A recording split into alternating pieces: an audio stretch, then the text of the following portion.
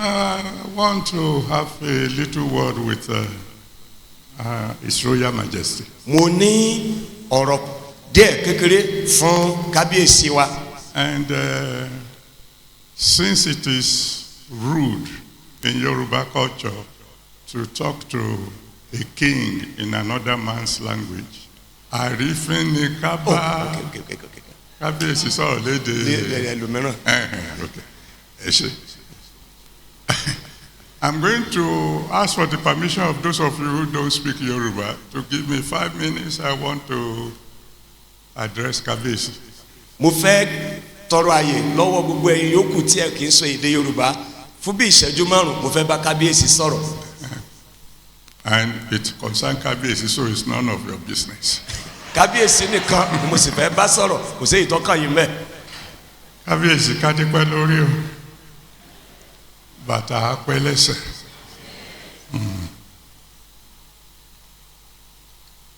Ẹ̀sìn ọba á jókòó. Amen. Ìrùkẹ̀rẹ̀ ọba á dábẹ́rẹ́. Amen. Ní àwọn ọdún bíi mélòó kan sẹ́yìn, ó ti pẹ́ díẹ̀ kò ń sọ̀rọ̀ ìní. Ìṣẹ̀lẹ̀ kan ṣẹlẹ̀ ní ìlú kan tá à ń pè ní Èjìgbò.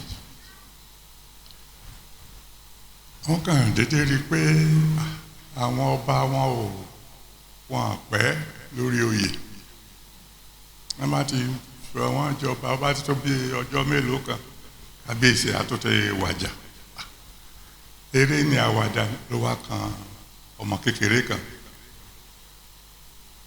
Ọmọ yìí wá wò pé kí ló ti fẹ́ ṣe báyìí tó ń bá jọba òun lọ nìyẹn, tó òun ò bá jọba torí òun nìkan ló kù ní ìlànà tó a jẹ́ pé ìdí tòun ò tẹ̀ jọba mọ́ ní Èjìgbò nìyẹn. Ló máa ń lọ sóko lọ́jọ́ yẹn nínú ìbànújẹ́ gidi pé tó ti ń lọ ó fẹ́ kọlu bàbá àgbàlagbà kan tó ń bọ̀ torí ọkàn ẹ̀ bàjẹ́. Ẹ jọ̀ọ́ bàbá ẹ má bínú o, bàbá wa ní ọmọ aládé kí ló dé? Ó bá ṣàlàyé fún bàbá pé báyìí ni òun lọ́ba kan òun ò sì fẹ́ kú. Bàbá bá ní kò nira, tó bá ti dọjọ́ ìwúyè ẹ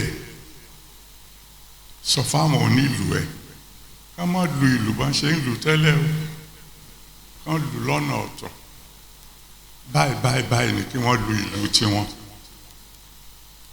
Ló bá dọjọ́ ìwúyè ní ọmọ bá jọba, ó dọjọ́ ìwúyè bó ti bọ́ síta láti máa jó yìlú ká, àwọn àjẹ́ ìlú yẹn tí wọ́n ń pọba jẹ wọ́n tó ti péjọpọ̀ lórí igi ọdán bí táwọn ti máa ń ṣèpàdé, wọ́n retí ìlú.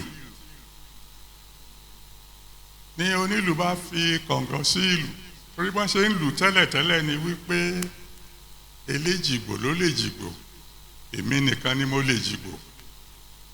Eléjìgbò ló lè jìgbò, èmi nìkan ni mo lè jìgbò. Ṣùgbọ́n ń gba àwọn oníṣẹ́ máa lùlù, wọ́n bẹ̀rẹ̀ sí lùlù pé eléjìgbò ló lè jìgbò, tèmi tìrẹ la lè jìgbò. Eléjìgbò ló lè jìgbò, gbogbo wa la lè jìgbò.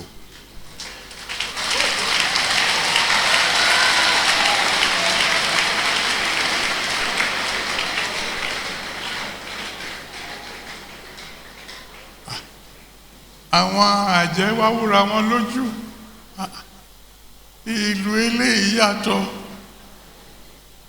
ta ló kọ́ ọmọ ìlọ́gbọ́n yìí? Gbogbo ìgbà tó bá ṣáàjò yìlú ká máa kọrin mìíràn jù yẹn lọ. Eléjìgbò ló lè jìgbò, tèmi tìrẹ la lè jìgbò. Eléjìgbò ló lè jìgbò, gbogbo wa la lè jìgbò. Ọmọjọba ó pẹ́ lórí oyè.